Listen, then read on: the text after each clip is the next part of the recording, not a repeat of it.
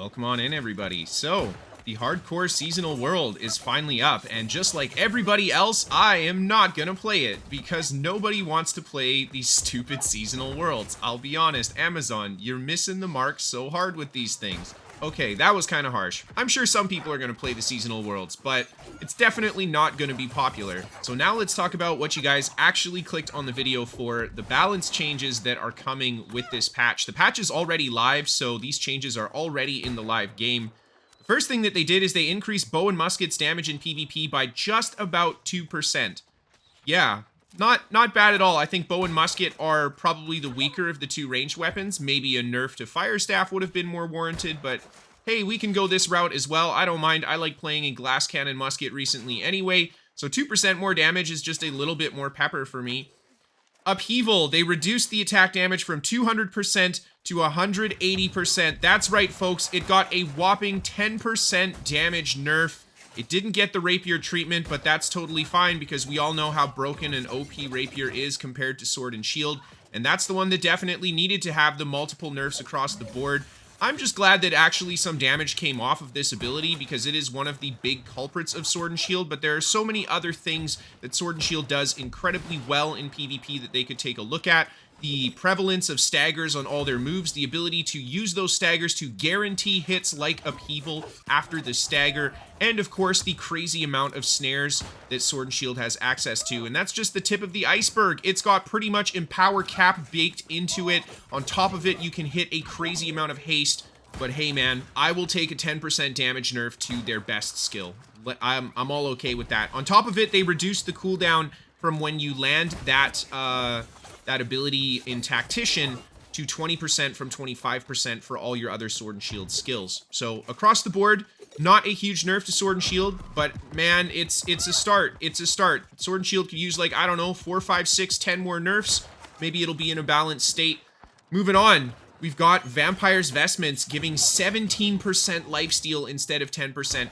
I'll be honest, I liked the 10% quite a lot, and I liked the functionality of Vampire's Vestments for weapons like the Abyss, but because it's 17% now, that makes it an incredibly attractive option for any weapon combo that doesn't have to use a lot of mana. So yeah, really big buff to that one there. The Lich Gloves also got a buff from 6 to 10% Empower, and the cooldown was reduced to 3 seconds before you can stack that Empower again, so a huge buff to the Lich Gloves. And the Attuned Leather Pants and the Old Crown are now going to give 11 to all stats once you upgrade them to 725 instead of 10. The Attuned Pants did used to give 11, and then they nerfed it at the beginning of this patch, so that's getting put back to where it was, and I like that. The Old Crown is like a kind of different version of the Attuned Pants, so it's really good for both of these items. And then we've got Vital Synergy. Vital Synergy's been nerfed from 20% stamina and healing bonus to 15%. This is a good change because Vital Synergy is a must-have perk for any chest piece in PvP. That being said, I don't think that this nerf makes it unusable or a bad perk even. I still think it is a must-have perk for any build in PvP. It is so powerful, it is so useful. 15% damage and healing is no joke. They finally fixed the issue where target dummies would become immune to damage. This is really nice for anybody like me who likes to test things on target dummies. Not really a big combat change, but definitely a good quality of life change that I have been waiting for quite some time. And then last but not least, they nerfed rending stacks so that there's a cooldown between the application of the stacks. So you can no longer do one blunderbuss shot and get full rending stacks. I'm not sure what the cooldown is going to be, but this is a very positive change. Hopefully rending stacks still works with my flurry. We'll see how it goes. And of course, there were some other fixes to the game, but no big combat changes. That's all the big combat changes listed for you guys there. Man, I'd love to hear what you guys think, because I think this is definitely a good set of patch notes, 100%. I think Sword and Shield could definitely use some more changes. Maybe even Fire Staff could be looked at a little bit as well, but outside of that, definitely some really positive changes for the game. I think some steps in the right direction at the very least. Now, of course, as you may have noticed, I had some gameplay footage for today's video, so you guys didn't have to just look at a set of patch notes. Maybe a little bit more visually appealing. Not too crazy with the fights because I've been playing that glass cannon musket, and holy crap, it is a bit of a learning experience playing this build for sure. And if you guys are interested, there is a link to a build guide down below to see exactly what I'm running here in a little bit more depth, but I am going to go over the build at the end of this video too. Well, I'll just show you guys the build and we'll talk about some other stuff. So I've been really busy with school. That's a big reason why I haven't been putting out a ton of content this past week. I think I've done maybe 3 or 4 videos a week.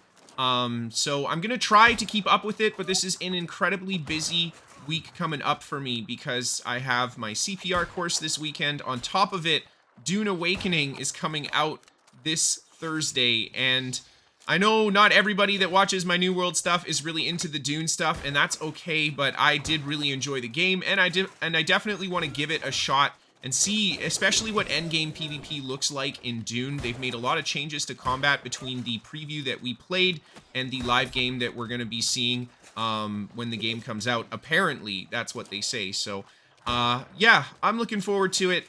And I hope you guys can stomach a little bit of Dune content. If not, I mean, that's totally fine. We'll be coming back to New World most likely anyway pretty soon. And I probably will be putting out the occasional New World video while I'm doing my Dune rush as well. And now we're at the end of the footage, and we'll actually take a look at that build video. Yeah, I don't really know what to say past this is the build for you guys, because we've been over this already, and I like this build a lot, but it's definitely a tricky one to play. I think if I can, I go as much Constitution as possible with whatever extra points I can get here. Maybe even 25 focus, we'll see. Now that Old Crown is going to give us a little bit more stat, it'll be easier to hit these different thresholds. I'm also tempted to try this build with Vampire's Vestments now, and maybe go for a Dex-focused setup with a 150 into Intel, and then go like 100 or 150 con on it, and just see how it plays with that lifesteal setup, because I feel like the burst from Musket would be really good for those quick engagements with the lifesteal attached to it, but we'll see how it plays. We'll see how it feels. The Vampire's Vestment's definitely a very attractive option for me now. Anyway, that's all I have to say about the build. I will be streaming quite a lot these next couple weeks here, so if you guys want to come and hang out or just talk to me, maybe catch some live gameplay, the stream is the place to do it. It's not going to be the highlights that we see on the YouTube channel, but you know what? The clips have to come from somewhere, right? And there we go. That's pretty much it, I think. I don't know. I'm just rambling at this point. I don't really have anything really to share with you guys past that for the video. Maybe we'll talk about some stuff in my life. Life's been good. I've been working hard. School's been going well. I am probably going to continue doing school for another 2 years or so here, and then transition into a different career in my real life. And when it comes to this gaming stuff, you know, I love it. I had a lot of fun doing it, but I'll be honest, guys, it didn't go so well for me. I chose games like New World that really didn't have the audience size to maintain a content creator, unfortunately. And that makes me sad, because these are the games that I really like, and I don't want to make content for games that I don't enjoy playing. So again, with Dune, you know, that's another thing that I stress, is I like playing the game. I would never recommend a game to you guys if I didn't find it fun myself. If you don't believe me, go and check out my Throne and Liberty review. That game was ass. There's no other way to put it. But anyway, I just want to say a big thank you to everybody who has watched my channel and been a part of this journey for me over the past few years. It's been a lot of fun, and I greatly appreciate you guys just showing up and watching, because without you guys, there's no way I could have even made it this far. Maybe things will go well in the future with New World, maybe with Dune. We'll see how it goes, but I just want to say thanks, guys, and have a great night, and I will see you next time.